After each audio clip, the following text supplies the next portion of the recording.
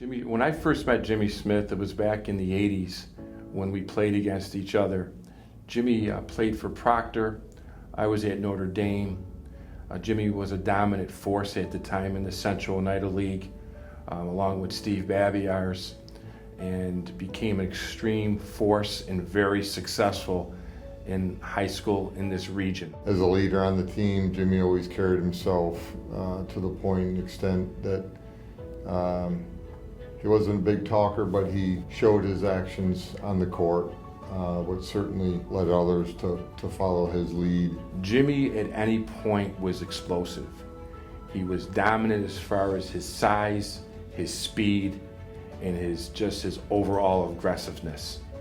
He was somebody that was not to really fool around with, because he was going to take you to the rim every time. He had it all. Jimmy was very team-oriented, very elusive player, very hard to guard, was always around the ball. Defensively, offensively, he was our main scorer. He was our number one, go-to guy. Back in the 80s, when he played in the 85 through 87 era, there was not really divisions in basketball. There was one division. And for Jimmy to attain an All-American status both years, third and second team, was amazing, because there wasn't Division 1, 2, 3. There was one division. And him, along with Chris Whitman, brought them to the Final Four in Kansas is amazing. Jimmy produced all the time. He was dependable. Jimmy was a dream for Coach Alofs and us as teammates. So he brought certainly a lot of team attributes to the game and to the team. However, he could, if we were down, he could get us, back out in front in a hurry. I mentioned both offensively and defensively. He was around the ball. He just had a knack for being around the ball and getting the ball and making things happen.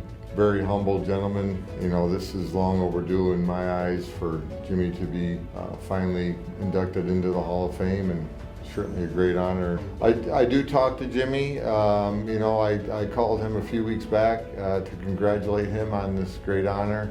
I don't see him quite as often as I like, but we talk probably once or twice a year.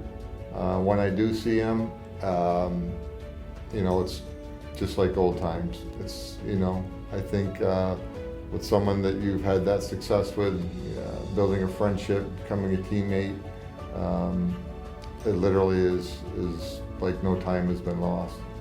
We're just back to talking memories and asking how each other's families are doing, and it's very easy and smooth, and he's a great man and a great father. He was a true general, a great athlete, and a great person. Congratulations, Jim. Again, being a little bit biased here, say that you're one of the best athletes ever to come out of the college in my eyes, and I think a lot of other people would join that argument, not only in basketball but all sports here. And this college has had tremendous amount of success in all sports that they've endeavored in, with lacrosse and softball and basketball and soccer, of course, all the championships they've had here. Congratulations, well deserved, and thank you for all the great memories.